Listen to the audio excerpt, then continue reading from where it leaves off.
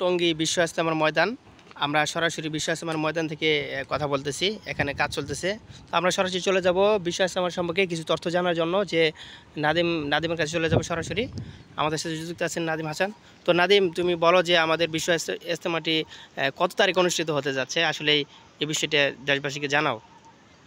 তো দেশবাসী, এবারের ইজতেমা 2025 সালের ইজতেমা হলো 31শে জানুয়ারি থেকে নিয়ে ফেব্রুয়ারি 2-3 তারিখ পর্যন্ত এবারের ইজতেমা।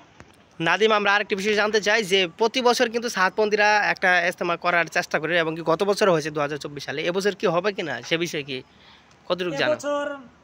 এবছর তাদেরকে কোনো ইজতেমা করতে দেওয়া হবে না। এটা উলামায়ে কেরাম এবং উলামায়ে কেরাম যে শুরা আছে, মজলিসে শুরা, সেখান থেকে সিদ্ধান্ত হয়েছে এবং সরকারিভাবে সিদ্ধান্ত হয়েছে যে এবার সাতপন্থীদের কোনো ইজতেমা করতে দেওয়া হবে না। কারণ তারা দেশের ভিতরে, বিশেষ করে যে টঙ্গী নিয়ে তারা যে ভঙ্গি শুরু করেছে, তারা যে দাঙ্গা হাঙ্গাম শুরু করেছে, সেটার জন্য তাদেরকে এবার ইজতেমা করতে দেওয়া হবে না।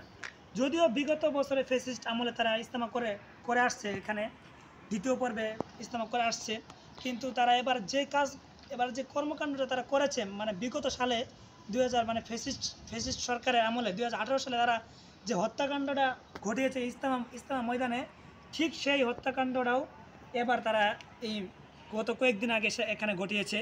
সেই জন্য দেশবাসী এবার তাদের উপরে খুব নারাজ, এবং দেশবাসী তাদের উপরে খুব, মানে কি বলবো, খুব রাগ তাদের উপরে। এবং তারা এবার ছাত্রদের উপরে এবং জনতার উপর যে হামলাটা করেছে এবার, সেই জন্য সরকার থেকে এবার সিদ্ধান্ত হয়েছে যে তাদেরকে কোনো ইজতেমা করতে দেওয়া হবে না। আমরা তো জানতে পেরেছি তারা 4 জনকে হত্যা করেছে, অন্যায়ভাবে হত্যা করেছে। আসলে এটা কতটুকু? আসলেই তারা সেদিনকে কি হয়েছিল সেটা আমার ভালোভাবে আমি জানি না, যেহেতু আমি ময়দানে ছিলাম না। তবে যতটুকু আমি জানতে পেরেছি, তারা কিছুদিন আগে মানে ভোর রাত থেকে নামাজরত মুসল্লিদের উপর তারা যে নির্মম মানে ইতিহাসের এরকম হয় না যে মুসলমান কীভাবে এভাবে অতর্কিতভাবে আক্রমণ করে। তারা একজন মুসলমানকে কীভাবে আক্রমণ করে। তারা সেদিন ভোর রাতে তাহাজ্জুদ নামাজের অবস্থা ছাত্রদের উপর যে হত্যাকাণ্ড করেছে এবং নির্মম অত্যাচার করেছে, সেখানে প্রায় আহত সংখ্যা প্রায় 300-400-র উপরে হবে, কিন্তু তারা হত্যা করেছে 4 জন, আমাদের কাছে খবর এসেছে। কিন্তু আরও বেশি হতে পারে, কিন্তু সঠিক তথ্যটা আমাদের কাছে জানা নেই। ঠিক আছে, বুঝতে পারলাম যে দর্শক আপনাদেরকে কিছু তথ্য দিলেন হাফেজ মাওলানা নাদিম হাসান। তো আসলেই আপনারা সোশ্যাল মিডিয়াতে দেখছেন, আমিও দেখছি যে 4 জনকে হত্যা করেছে সাতপন্থীরা, যার কারণে দেশবাসীরা তাদের প্রতি ক্ষোভ প্রকাশ করেছে এবং সরকারিভাবে নিষিদ্ধ করা হয়েছে ওই সাতপন্থীদেরকে। এবং এবছর কিন্তু বিশ্ব ইজতেমা শুধু তো উলামায়ে কেরামের তত্ত্বাবধানে শুধু একই পর্বে অনুষ্ঠিত হবে, আর সেটা হলো জানুয়ারির 31 তারিখ এবং ফেব্রুয়ারির 1 তারিখ এবং 2 তারিখে। এটাই হবে আমাদের বিশ্ব ইজতেমার প্রথম পর্ব, এবং এটাই হবে আমাদের বিশ্ব ইজতেমা। আর দ্বিতীয় কোনো ইজতেমা নাই, আর কোনো ইজতেমা নাই যেটা সাতপন্থীরা করার চেষ্টা করবে, কিন্তু তারা পারবে না, তাদের নিষিদ্ধ করা হয়েছে। তাদের কোনো ইজতেমা নাই। ইজতেমা মূলত একটাই, সেটা আলেমদের তত্ত্বাবধানে যেটা অনুষ্ঠিত হবে সেটাই, এছাড়া আর কোনো ইজতেমা হবে না। তো এটা হলো মাঠের একাংশের দৃশ্য আমি দেখাতে পারছি, কারণ ওই বিভিন্ন প্রান্ত থেকে এখান থেকে ক্যামেরা ধারণ করা যাচ্ছে না।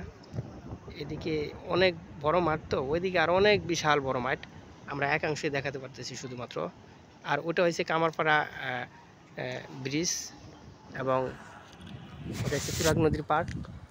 তো দর্শক, আমরা এবার জানতে চাচ্ছি যে, আচ্ছা ভাই, আপনি বলুন, তারা যে বিগত কিছুদিন আগে যে ইজতেমার ময়দানে তারা সাতপন্থীরা আমাদের উপর যে নির্মম হত্যাকাণ্ড চালিয়েছে, এ ব্যাপারে আপনি কি বলেন? এ ব্যাপারে আমার বলার কিছু নাই। আসলে তাদেরকে মন থেকে ঘৃণা করি। তারা ইসলামের কোনো কাজ করে না। তারা তারা একটা মুসলমান ভাই, তারা যদি মূলত তাবলিগের কাজ করতে আসে, আরেকজনকে হত্যা করে, তাহলে সেটা কেমন তাবলিগ? যে তাবলিগ তাকে হত্যা করতে শেখালো, সেটা কোনো তাবলিগ হতে পারে না। কারণ দেশবাসী একটা সাধারণ মানুষও বলবে তাবলিগের কাজ আল্লাহওয়ালার কাজ। এখানে মানুষকে আল্লাহর প্রতি আহ্বান করা, রাসূলের প্রতি আহ্বান করা, দিনের দাওয়াত দেওয়া। আর এখানে তারা যদি দিনের কাজ করতে এসে মানুষকে ছুরি দিয়ে হত্যা করে, তাহলে সেটা কীভাবে দিনের কাজ হয়?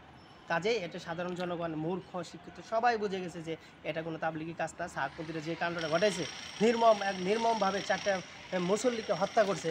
তারা মাঠে আসছে, সেদিন রাতে আসছে, আসার পরে কিছুক্ষণ পরে তাদেরকে হত্যা করে দিল। আর তারা নাকি বলে আমরা তাহাজ্জুদ পড়ার জন্য আসছিলাম। কি একটা কাণ্ড ঘটাচ্ছে। আচ্ছা, তারা যে এরকম ভাবে, সরকারকে ধন্যবাদ জানাই যে তাদের এই সন্ত্রাসী দলকে নিষিদ্ধ করার কারণে আমরা খুবই ধন্যবাদ জানাই সরকারকে। আচ্ছা, তারা যে এভাবে মানে এরকম ভাবে মানুষের